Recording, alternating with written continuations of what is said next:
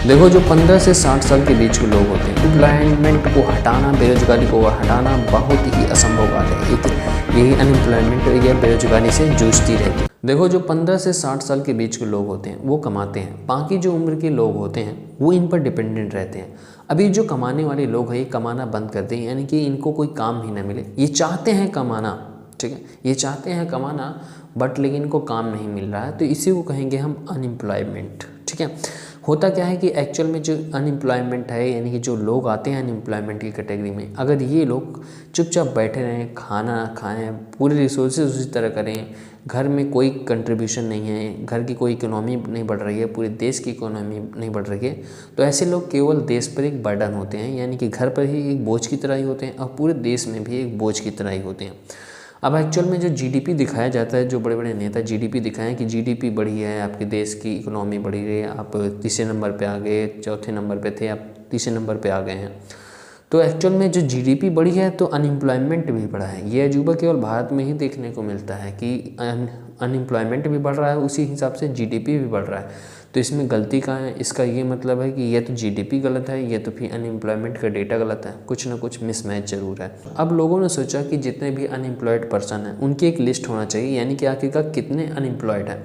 तो इसका डेटा बनाने के लिए एक गवर्नमेंट ने एक संस्था चालू की जिसका नाम है PLFS। PLFS का काम ये होता है कि ये पूरे जितने भी अनएम्प्लॉयड पर्सनस होते हैं उनकी एक लिस्ट तैयार करता है। लेकिन लोगों ने ये कहा कि ये तो गवर्नमेंट के अंडर में आता है, तो गवर्नमेंट के अंडर में जो आता है तो गवर्नमेंट अपनी सरकार को गलत नहीं ठहराएगी, तो इसलिए एक फ्रीडम वाली संस्था होना चाहिए। तो उसके बाद NSC का एक स्थापना की गई जिसमें गवर्नमेंट का हस्तक्षेप नहीं होता था और ये अनएम्प्लॉयड पर्सन की लिस्टिंग कर दी थी। उसके बाद क्या होता था कि जिस पे गवर्नमेंट आती थी वही गवर्नमेंट अपना उस लोगों को हटा करके अपने लोगों को स्थापित कर देती थी।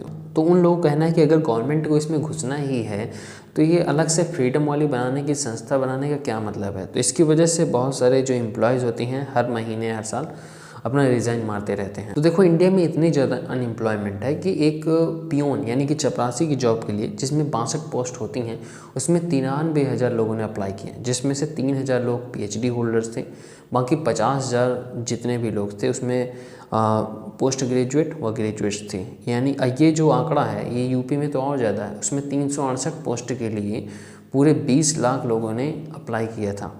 अगर हम चाहते हैं कि अनएम्प्लॉयड पर्सन का एक जो है हम फार्मूला क्या होता है, तो देखो, अनएम्प्लॉयड पर्सन अपॉन में वर्क फोर्स होगा इंटू 100 होगा। वर्क फोर्स का मतलब है कि जो लोग काम कर रहे हैं।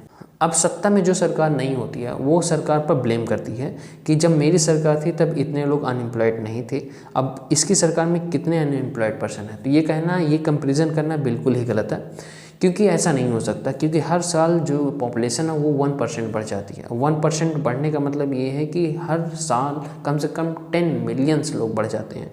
10 मिलियंस का मतलब ये है कि बहुत ज़्यादा पॉपुलेशन होने के कारण अनएम्प्लॉयड पर्सन भी बढ़ जाते हैं। तो ये कहना बिल्कुल गलत होगा कि मेरी गवर्नमेंट में मेरी जब सरकार थी तो इतने लोग अनएम्प्लॉयड थे, अब इनकी सरकार है तो इतने ज़्यादा अनएम्प्लॉयड हो गए। देखिए, अनएम्प्लॉयड का एक ऐसा है कि चाहे कोई भी गवर्नमेंट कुछ भी क्यों ना कर ले, लेकिन ये बेरोजगारी नहीं हटा सकती। चाहे कोई भी गवर्नमेंट हो, अनएम्प्लॉयमेंट को हटाना, बेरोजगारी को हटाना बहुत ही असंभव कार्य है। ये किसी के हटाने की बस की बात नहीं है। आप सोचते हैं कि कोई हमारी गवर्नमेंट आएगी, हमारी सरकार आएगी तो वो हमें नई जॉब्स निकालेगी, मेरी जात वाला आएगा तो कुछ बेरोजगारी भत्ता मिल जाएगा, ये तो टैबलेट मिल जाएगा, फ़ोन मिल जाएगा, तो इससे बेरोजगारी नहीं हटती है। बेरोजगारी हटती है या तो स्किल होना चाहिए या तो आपके पास ऐसी एजुकेशन होना चाहिए। डिग्री के बेस पर अगर नौकरी मिलनी होती तो कब की मिल गई होती। डिग्री धारक तो हमारे इंडिया में बहुत सारे हैं, लेकिन उनको अपना नाम नहीं लिखना आता, रिज्यूम नहीं बनाना आता कि उनके रिज्यूम क्या है। अगर उनका इंट्रोडक्शन पूछा जाए तो वो अपने इंट्रोडक्शन तक नहीं बोल पाते हैं। अब मान लीजिए गवर्नमेंट जॉब्स की, तो गवर्नमेंट जॉब 3 से 4 साल एक जॉब्स को क्लियर होने में लगता है। मोस्टली उसकी जो डेट के अकॉर्डिंग होता है कि ये 1 से 2 साल के अंतर्गत डिक्लेयर हो जाएगी, उसके बाद भी उसमें 3 से 4 साल का समय लग जाता है। अब इतनी जॉब्स क्रिएट होंगी तो होंगी कैसे, क्योंकि जो GDP हमारा बढ़ता है तो उसमें 100% में से केवल 10% लोगों का ही कंट्रीब्यूशन होता है, बाकी 90% भुखमरी और यही अनएम्प्लॉयमेंट या बेरोजगारी से जूझती रहती है। तो देखो, बेरोजगार वह आदमी है जो केवल एक ही चीज़ के पीछे भग रहा है, या तो अपने अंदर कोई स्किल डेवलप कर ले। अब इतने सारे न्यू प्लेटफॉर्म आ गए हैं, पहले इतने न्यू प्लेटफॉर्म नहीं थे। आपके पास देखिए एक डिजिटल इन्फ्लुएंसिंग आ गया है, डिजिटल मार्केटिंग आ गया है, आप सॉफ्टवेयर डेवलपर आ गया है, यानी कि आप केवल कुछ भी एक स्किल अपने अंदर डेवलप कर सकते हैं और उसके बाद पैसा कमा सकते हैं और ये बेरोजगारी का धब्बा दूर कर सकते हैं। क्योंकि देखो क्या है कि बिना स्किल के कुछ भी नहीं हो सकता। अगर डिग्री के बेसिस पे ही अगर यहाँ इंडिया में जॉब मिलनी होती तो यहाँ कोई भी बंदा अनएम्प्लॉयड यानी कि बेरोजगार नहीं होता। देखिए मान लीजिए कि आपकी ही एक खुद की कंपनी है, अगर आप चाहते हैं किसी बंदे को हायर करना तो आप ऐसे ही बंदे को हायर करोगे जो आपके 100 रुपये को 1000 रुपये बनाए। ऐसा बंदा नहीं चाहिए कि जो 100 रुपये को भी घाटे में लगा दे। आप भी सोच, वो बंदा वही जो सक्सेसफुल है जो आपके 100 रुपये को 5000 कर दे, वही सक्सेस है और वही बंदे को वहाँ पास हायर किया जाता है।